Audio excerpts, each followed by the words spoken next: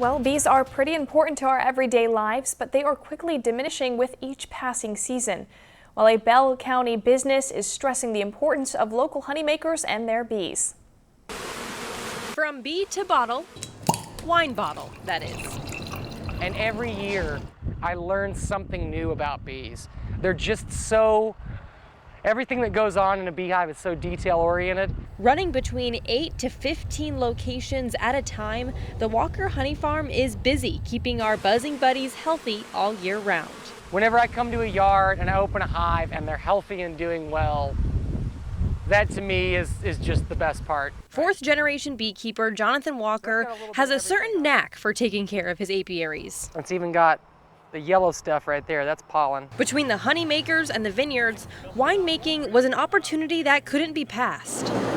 Our caring for our vines is very different from a traditional, wine growing standpoint. Not using pesticides in any way.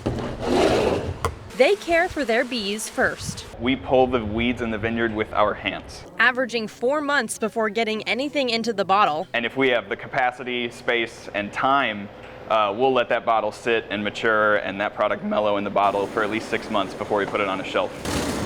In her lifetime, one worker bee will produce 1/12 of 1 teaspoon of honey.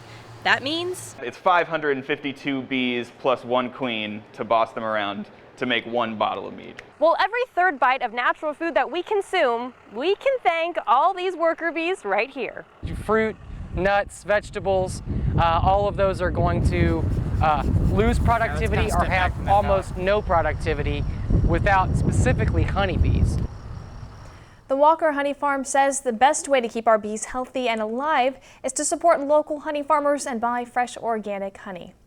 The Save the Honey Bee Foundation states that reducing the environmental toxins, pesticides, and other things that you use in your garden could be toxic to our honeybees. That's why the Walker Honey Farm doesn't use pesticides on their honeybees or their vineyard.